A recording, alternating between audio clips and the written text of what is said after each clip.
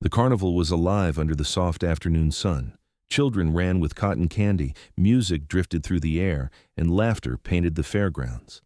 But near the far edge, behind a faded canvas tent, Rex stopped in his tracks.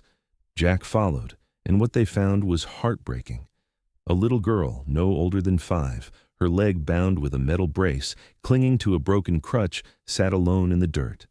Tears streaked down her face, her small body trembling, her sobs lost beneath the noise of the crowd. This was the moment everything changed. A story of hidden darkness, of silent heroes, and of a child whose courage refused to fade. As you listen, I invite you to share your voice too. Where in the world are you watching from? Comment your country below, and may your day be filled with warmth, hope, and light. The afternoon sun hung low over Raven Creek, casting a soft golden hue across the carnival grounds, where music and laughter drifted together with the faint scent of popcorn and sawdust. Children darted between stalls clutching bright balloons, vendors shouted above the hum of voices, and the Ferris wheel turned lazily against the pale blue sky. Amid this lively scene, Rex, a 6-year-old German shepherd with a sable coat of black and tan, suddenly slowed his pace. His ears pricked sharply, his body tensed, and a deep rumble rose from his chest as he pulled on the leash, dragging Jack toward the farthest edge of the fair.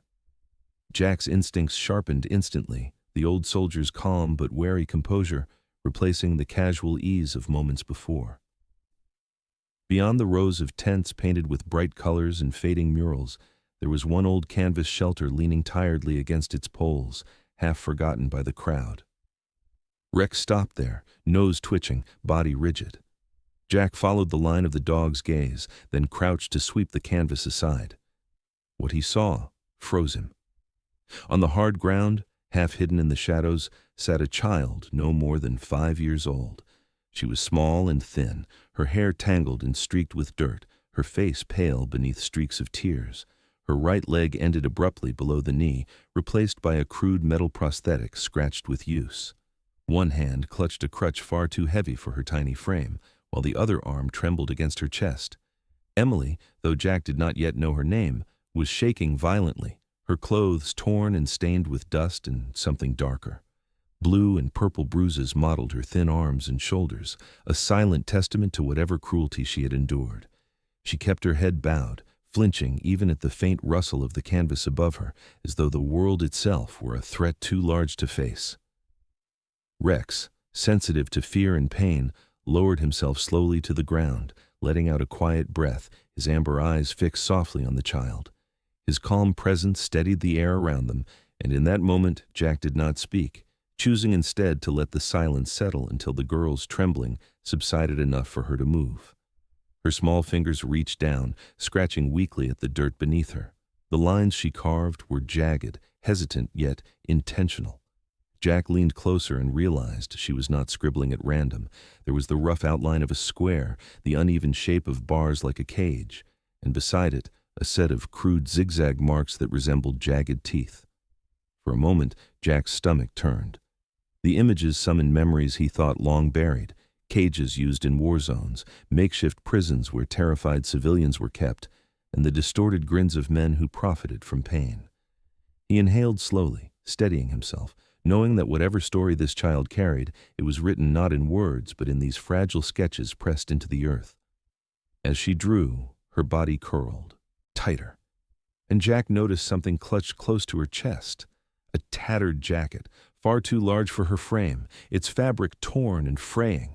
She held it as though it were armor, the last possession she could claim in a world that had stripped away everything else. Rex's calm demeanor broke in an instant. The dog stiffened, nose thrust forward, growl rising deep from his chest. He pawed at the ground, circling the girl, then pressed his muzzle firmly against the jacket. Jack frowned, his instincts bristling at the sudden change. He gently eased the garment from her grip, careful not to frighten her further, and searched its pockets. Inside, his hand closed around a slip of paper, brittle from use and damp with sweat. He unfolded it and saw what looked like a carnival ticket, but not like the others he had glimpsed at the entrance booths. This one was torn in half, the edges frayed, and on the back was a faintly inked mark, No decoration, no printed emblem of joy, but a symbol sharp and deliberate, something that looked more like a code than a flourish. Jack turned it over in his hand, and a chill ran through him. This was not the ticket of a child enjoying a day of games. It was a sign, a mark of belonging to something hidden beneath the carnival's bright surface. Emily's eyes flickered upward for the first time, meeting Jack's gaze for only a moment before darting away. Her small hands gripped the crutch so tightly her knuckles whitened. She did not speak, but the tension in her body, the fear in her glance, carried more weight than words. Jack felt the old ache of responsibility pressing on him, the instinct of a man who had once carried comrades out of burning streets and refused to abandon the wounded. Without hesitation, he wrapped the jacket back around her shoulders, slid his arms beneath her frail body, and lifted her against his chest. She resisted weakly at first, stiffening in panic, but when Rex pressed close beside them, she stilled, her head falling against Jack's shoulder. The walk back to Jack's cabin on the edge of the woods was long, though the carnival noise still drifted faintly behind them. The further they moved from the laughter and the music, the quieter Emily became, until her sobs faded into shallow, uneasy breaths. Jack's small wooden home, weathered by years and perched against the tree line, was a place of solitude, built to hold one man and his dog. Now it cradled something far more fragile. He laid the girl gently on a cot in the corner, covering her with a blanket that smelled faintly of pine smoke. Rex settled immediately beside her, his body forming a living barrier, his nose resting against her small hand, as if to reassure her that she was not alone. Jack moved to the window, staring out at the fading sunlight melting into dusk. The carnival lights flickered distantly, deceptively cheerful against the horizon. He turned back, gaze lingering on the torn ticket laid out on the table, the strange mark glaring up at him with silent menace. He had no clear answers, but he knew enough. This was not random, and this child had stumbled out of something far darker than the world above suspected. He lifted the phone from the wall, his hand steady though his chest was heavy. The call he placed to the sheriff's office was brief. His words were measured, withholding details, but his message was clear. A child had been found, in danger, and needed protection. That night the cabin was quiet, except for the faint ticking of an old clock and the occasional shift of wood settling in its beams. Jack sat near the hearth, watching the shadows move across the floor. Emily stirred now and then, gripping the blanket tighter, her lips moving in fragments of dreams she could not escape. Rex remained at her side, eyes half closed but alert, every muscle ready. Jack leaned back in his chair, the weight of the day pressing down on him. He had seen suffering before, but rarely in such a small body, rarely so raw. The carnival's music had long faded, but the echo of its false joy clung in his mind, twisting into something sinister. Whatever had hidden beneath those tents, he knew it was only the beginning. The cabin was wrapped in silence, except for the soft crackle of embers still alive in the hearth. Outside, the wind moved gently through the trees, carrying with it the faint echo of carnival music that lingered like a ghost in Jack's mind. Inside, the air was thick with unease. Emily lay curled on the cot in the corner, her small frame swallowed by a blanket that seemed too heavy for her frail body.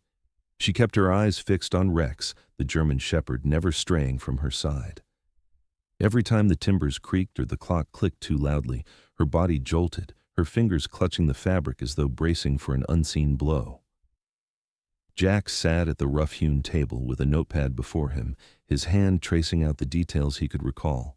The crude square Emily had scratched in the dirt, the jagged marks resembling teeth, and now the half-ticket with its mysterious symbol. His mind turned the pieces over like a puzzle, each one sharper than the last. The carnival had seemed harmless at first glance, a place of families and laughter, but he had lived long enough to know how easily joy could be painted over rot. He wrote slowly, the pen etching grooves into the paper, his jaw clenched, every stroke carrying the weight of suspicion. Emily stirred in the corner, a faint whimper escaping her lips. She was not asleep, not really. Her eyes opened suddenly, wide and dark, scanning the shadows as if something still hunted her there. Rex lifted his head, ears pricked, then lowered it again with a low breath, the weight of his calm holding her together more effectively than any words Jack could have spoken. The girl pressed her hand against his fur, her small chest rising and falling in uneven rhythm until the panic faded. Jack watched, recognizing the truth. Whatever she had seen, whatever she had endured, she was still living in it, moment by moment. His eyes returned to the jacket folded on the table. Rex had not left it alone all evening, circling it again and again, his nose brushing against its worn fabric. Now he approached once more, pawing at the floorboards, his body tense with an urgency Jack had learned never to dismiss. The dog moved toward the door, then looked back at Jack, eyes sharp and insistent, his tail stiff. Jack knew that look. Rex wanted him to follow, to return to the place where all of this had begun. The hour was late, and the woods outside pressed in thick with shadows, but Jack's instincts told him the dog was right. He pulled on his coat, slid the ticket stub into his pocket, and glanced back at the child. Emily's eyes were open, watching him. She did not move, only gripped Rex's collar for a moment as though asking silently if he would come back. Jack crouched, adjusting the blanket around her, then nodded once, firm but gentle. Rex padded to the door, nails clicking softly against the wooden floor, his body already braced for the trail. Jack opened the door, letting the cool air sweep inside, and the two stepped out beneath the heavy curtain of night. The carnival was quieter now, stripped of its daytime sparkle. The rides stood still, looming silhouettes under the moonlight, their paint dulled to shades of gray. Tarps flapped against poles, ropes creaked, and the scent of hay and rust hung thick in the air. Jack and Rex moved silently across the grounds, keeping to the shadows along the edges. Rex's nose swept low, his pace steady and deliberate, drawing them deeper into the maze of trailers and animal pens that smelled of old straw and neglect. Jack's eyes searched every detail, the locked cages, the silent stalls, the faint tracks pressed into the dirt where wagons had been hauled away. It was near the farthest corner, where the lights no longer reached, that Rex froze. His ears thrust forward, his body stiff, tail rigid. He pawed once at the ground, then began to circle a mound of hay piled higher than the rest. Jack approached carefully, brushing aside the straw until his hand hit metal. Beneath the rickety stack was a hatch, its edges buried, the steel cold and rough beneath his fingers. He brushed away more hay and found the seam of a door, fitted flat against the ground, its surface stained with rust but recently disturbed. His stomach tightened. Jack grasped the handle and pulled. The hinges groaned in protest, the sound too loud in the hush of night. The opening yawned into blackness, a stale odor wafting up that spoke of damp wood and something sour. He lowered his flashlight into the pit, its beams slicing through the dark. Against the steel walls, his light caught scratches, thin, frantic lines made by small hands. At the base lay a child's plastic bracelet, its beads cracked, one streaked faintly with dried blood. Nearby, a fragment of cloth clung to the metal edge, torn and stained. The air was heavy, suffocating, as though it still carried the echoes of those who had been trapped inside. Then Jack's eyes found the mark. Scrawled roughly against the wall in faint, jagged strokes were two characters, C2. They meant nothing at first glance, yet the deliberate way they had been scratched into the surface sent a ripple of unease through him. This was no accident, no random vandalism. It was a sign, a code left behind in desperation. His hand hovered over it, unwilling to touch, the weight of meaning pressing down even without clarity. Rex whined low behind him, pacing along the edge of the hatch, his body restless, his gaze darting into the darkness as though he too felt the unseen presence of what had been done here. Jack rose slowly, his chest heavy, his breath controlled. He lifted the camera from his pocket, the old instinct of evidence gathering returning like a muscle memory. Flash after flash cut through the black, capturing the bracelet, the scratches, the mark. Each photo clicked into permanence, a record no one could deny. He crouched again to steady his hand, then looked once more into the small space. The silence. There was not empty. It was crowded with absence, with lives that had been pressed down into the metal until only fear remained. Jack exhaled sharply, the sound echoing off the steel, then closed the hatch with deliberate force. Back on the surface, the carnival still stood as if nothing had happened. The rides loomed, the stalls waited for morning, and the painted clowns smiled blankly from their signs. But Jack carried the truth in his pocket now. He took out his phone, his thumb steady as he composed the message, attaching the photos he had taken. He sent them to the sheriff's office, a single line accompanying them. Found beneath the fairgrounds. Not an accident. He pocketed the device, his face grim, his steps measured as he turned back toward the dark line of trees. Rex walked at his side, his breath heavy but even, his eyes still scanning, as though the night itself had more secrets to surrender. The morning came quietly over the pines, sunlight spilling into the clearing outside Jack's cabin, brushing across the wooden walls that still held the tension of the night before. Jack had hardly slept, his mind circling the hatch, the bracelet, and the carved letters that still burned in his memory. Inside, the air was heavy with smoke from the old stove, mingled with the faint scent of pine sap and damp wool. Emily stirred restlessly on the cot, clutching the edge of the blanket, her eyes darting around the small room as if the shadows themselves might betray her. Rex lay stretched across the threshold, broad chest rising and falling slowly, ears alert even in apparent rest. The crunch of tires on gravel broke the stillness. Jack rose, shoulders stiff, and stepped outside as a dark police cruiser pulled into the yard. Two uniformed officers climbed out, both men in their late 30s, the lines on their faces drawn taut from long nights. One was stocky, hair-cropped clothes, his expression blunt and tired. The other was leaner, sharp-eyed beneath the brim of his cap, holding a leather folder tucked under his arm. They greeted Jack with nods more formal than friendly, their boots leaving prints in the soft earth as they followed him into the cabin. Inside, the stocky officer introduced himself as Sergeant Miller. His voice was steady but carried a weight that came from too many cases left unfinished. The other, Detective Harris, opened his folder and began laying out the photographs Jack had sent during the night. They listened as Jack recounted every detail: the hidden hatch, the scratches on the steel, the bracelet broken and bloodied, and the crude mark of C2. Harris took notes quickly, his pen moving in short, sharp strokes, while Miller stood silent, jaw set, absorbing the words with grim patience. When Jack finished, Harris spread a second set of documents across the table. He explained that there had been multiple reports of missing children across neighboring counties, their disappearances stretching back months. The routes, he said, were not random. They traced the same line as the traveling carnival, moving from town to town. Each time the tents packed up and rolled away, a child was left missing, and no trace was found. Jack listened, the words confirming what his instincts had already told him, that the painted smiles and bright lights were only a mask for something far more sinister. The detective's finger tapped the map spread between them, the red pins forming a trail that cut across the state like a wound. As Harris spoke, Emily shifted on the cot, her small body stiffening. Jack noticed her gaze drawn to the folder that Harris had left partially open, a photograph peeking out from beneath the papers. She pushed herself up on her crutch, the motion slow but urgent, and crossed the few steps to the table. Her hand trembled as she reached for the photograph. Jack moved to steady her, but she pulled the picture free with a sudden burst of strength. The image fell into the light, and the room seemed to hold its breath. The man in the picture was tall, broad-shouldered, his skin marked with dark tattoos that crawled up his neck and over his jaw. His eyes were narrow, predatory, and gleamed with a cold calculation. But it was his mouth that froze the air. The upper row of his teeth had been replaced with polished silver caps, gleaming unnaturally even in the flat light of the photo. His grin was cruel, fixed, the kind of expression that left no room for doubt about the violence behind it. Emily's entire body locked, the blood draining from her face as she stared at the image.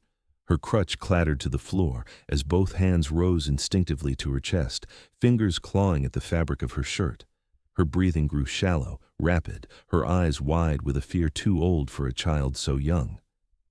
Rex rose in an instant, moving to her side, pressing his body against her trembling frame. She clung to his fur, knuckles white, her gaze never leaving the man's silver smile. Her lips parted, but no sound came, only the raw silence of recognition, of memory too painful to name. Jack moved closer, lifting the photograph from her hands, but the damage was done. Jack turned to the officers, his voice low, steady with the certainty of a man who had seen enough to understand without words. Emily's reaction spoke louder than any testimony. This was no stranger's face, no abstract suspect. This was the phantom who had haunted her nights, the figure behind the cage and the whistle, the predator who moved in the shadow of carnival lights.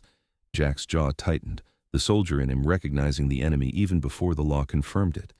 His eyes shifted from the photo to the child, then back again, the line between suspicion and truth erased. Miller folded his arms, his expression grim, while Harris carefully gathered the papers back into his folder. They did not press Emily for details. They had seen enough cases to know that her silence, her terror, was evidence on its own. Harris muttered that the man's name was Leonard Pike, known in old records for violence and smuggling, but long vanished from official sight.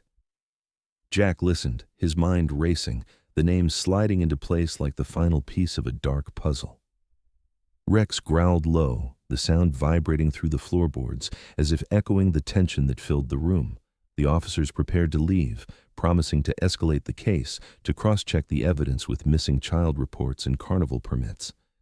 Jack stood in the doorway, watching them walk back to the cruiser, the folder under Harris's arm holding more than just papers. It held the face of a nightmare, the face that had turned a child's world into fear. When the engine started and the vehicle rolled away down the gravel path, Jack turned back to the cabin. Emily sat silent once more, her hand tangled in Rex's fur, her gaze vacant and far away. Jack knew, then, beyond doubt, that she was not just a child in need of protection. She was the only witness left who had seen the phantom with silver teeth and lived to be found. The sun had barely dipped below the horizon when the plan was finalized, the air inside the sheriff's station dense with urgency and the smell of stale coffee. Maps were spread across the table, pins marking routes and shadows, the carnival grounds circled in thick red ink. Officers in uniform moved with quiet determination, checking weapons and radios, the strain of anticipation in their eyes. Jack stood among them, his weathered face calm but unyielding, the kind of calm that came from years of combat where hesitation meant death. He had not been ordered to join, but he had stepped forward without hesitation. Rex had proven his instincts were sharper than any device, and Emily, fragile yet unbreakable, had made it clear that she trusted no one else but the old soldier and his dog. The night grew colder as they gathered at the edge of the woods overlooking the carnival. What had been a place of laughter and lights just hours ago now sat silent and ominous under the moonlight. The Ferris wheel loomed like a skeleton against the stars, and the painted faces on banners seemed distorted in the shadows. The officers moved into position, dark figures fanning out across the perimeter, their radios whispering short commands. Jack knelt beside Rex, running a hand down the shepherd's strong back, feeling the steady rise and fall of his breath. The dog's ears twitched, his body poised like a coiled spring, every muscle alive with focus. Jack adjusted the strap on his shoulder, eyes fixed on the silent line of trailers at the far end of the lot. The team advanced in silence, boots sinking into the soft earth, the only sound the faint rattle of gear. Jack led with Rex at his side, the dog's nose low to the ground, weaving left and right, pulling him steadily toward the back row of trailers. The closer they came, the stronger Rex's posture grew, his tail stiff, his body locked forward, until finally he halted before a row of 3 vehicles draped in black tarps. Jack crouched, scanning the surroundings, the silence pressing heavily. His hand brushed the cold steel of a lock that hung from one of the doors, new enough to gleam in the moonlight. He reached into his pocket, pulled a small pick he had kept from darker days, and in seconds, the lock gave way with a sharp metallic click. The door creaked as he eased it open, the beam of his flashlight cutting into the gloom inside. What it revealed twisted his gut. Children, 4 of them, were huddled in cages barely large enough to kneel in, their wrists bound, their faces hollow from exhaustion and fear. Their eyes flinched away from the light, shrinking back into the corners like frightened animals, lips cracked, skin bruised. Jack's throat tightened as he dropped to one knee, reaching through the bars, whispering soft reassurances, though his voice trembled with rage. Rex pressed in close, nose against the cages, a low whine breaking from his chest, sensing their pain. Jack reached for his knife, slicing through ropes, tugging the rusted latch on one of the cages until it gave way, pulling a boy no older than 7 into his arms. The silence shattered. From the darkness outside, the sharp crack of gunfire split the air, bullets striking metal with a spray of sparks. Officers shouted, boots thundered, and chaos ignited around the trailers. Jack shoved the boy behind him, shielding him with his own body, and swung to face the source. And then he saw him. Leonard Pike emerged from the shadows, his massive frame towering, tattoos crawling over his skin, and the glint of silver across his grin shining under the flash of muzzle fire. His eyes locked on Jack with a predator's fury, knife in hand, moving with the raw violence of a man who had lived on blood and fear. Jack surged forward, the instincts of war flooding his veins, fists and elbows striking in a brutal rhythm honed long ago. Pike met him with savage force, every blow hammering, every movement meant to crush.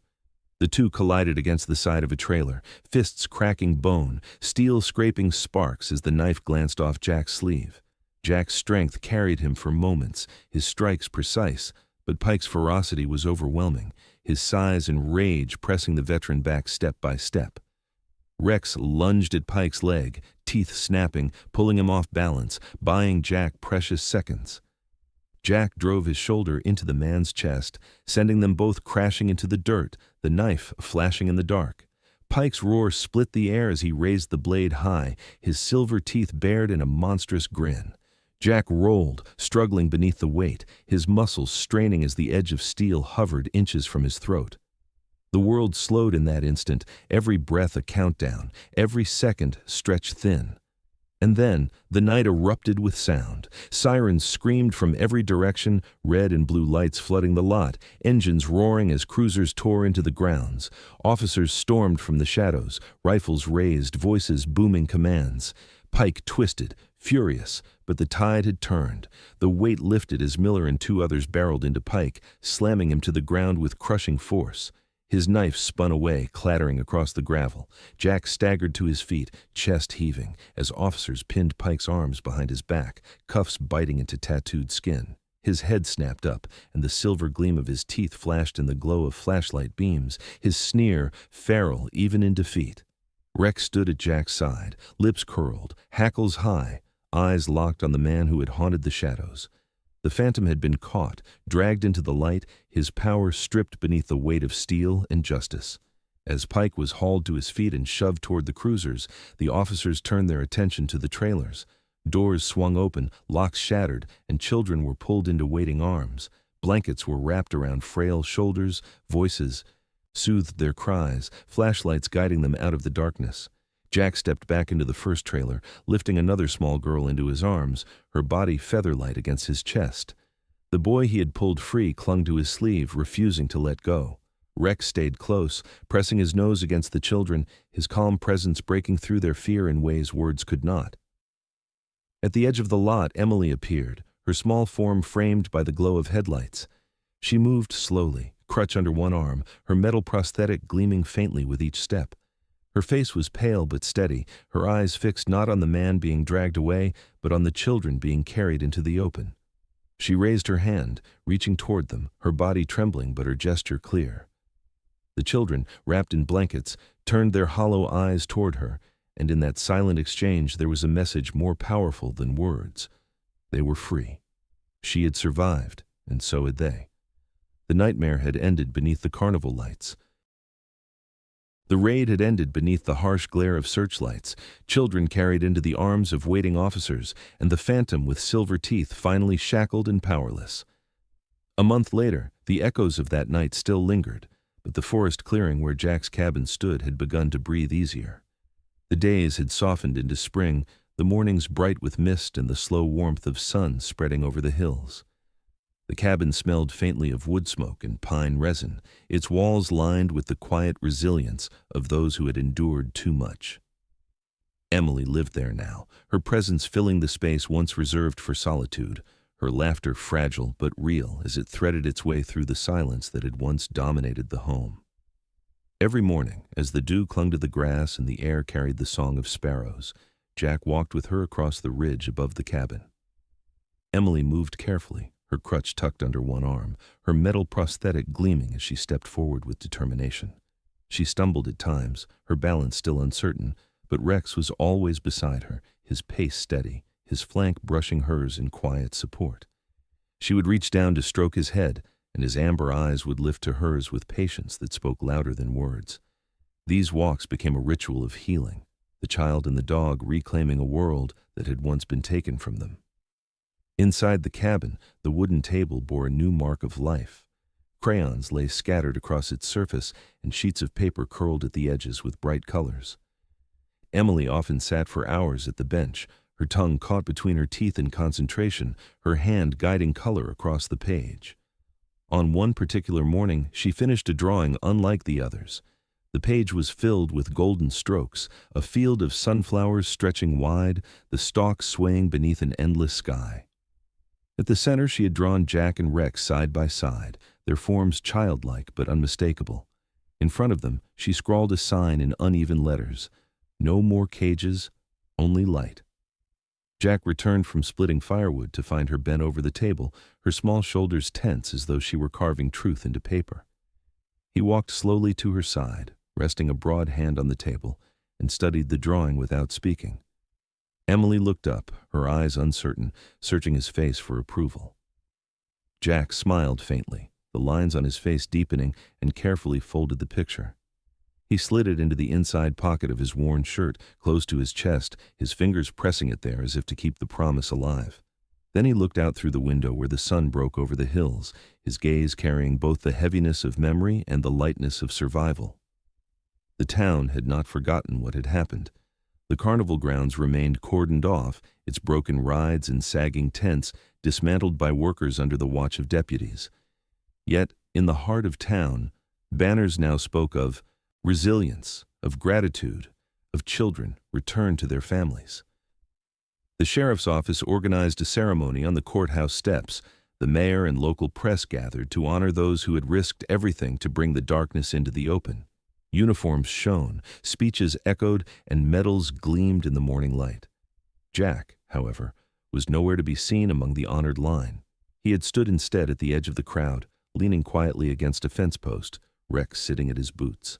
His hand rested absently on the shepherd's head, his gaze not on the officials or the cameras, but on the faces of the children as they ran into the arms of waiting parents. Mothers wept openly, fathers dropped to their knees to hold their sons, and the sound of reunion filled the square with something deeper than applause. Jack watched, his chest tight, a small smile flickering across his worn features. To him, the true reward was here, in the tears of families made whole again, not in the weight of medals. Emily was there too, her small frame moving carefully through the crowd.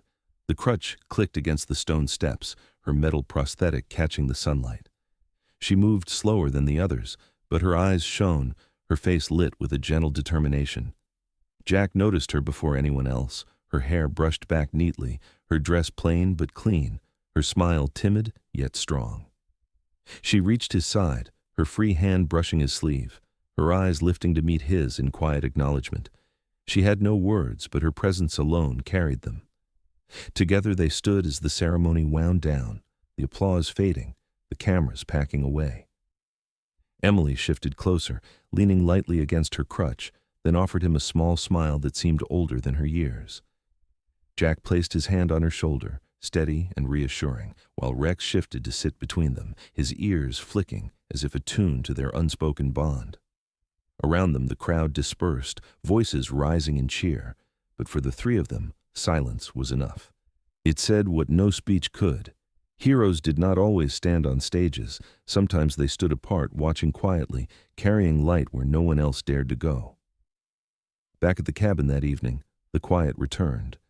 Emily placed another sheet of paper on the table, beginning a new drawing, this one softer, filled with shades of blue and green. Jack sat near the window, sharpening his old pocket knife, while Rex dozed at the hearth, his tail thumping gently with each dream. The air was warm, filled with the scent of stew simmering on the stove. Emily glanced up from her work and smiled at Jack, who nodded once, the corner of his mouth lifting. For the first time in years, the cabin felt not just like shelter, but like a home. Later, as the sun dipped below the ridge and the fields grew golden, Jack stepped outside with Rex at his side. Emily followed slowly, leaning on her crutch until she stood beside him. Together they watched the horizon, the Uihi, hills bathed in the last light of day. Jack reached into his pocket, drawing out the folded sunflower picture, smoothing its creases. He held it in his hand, the words at the bottom catching the glow of dusk. No more cages, only light. He exhaled, his shoulders loosening, and looked upward with an expression both weary and at peace.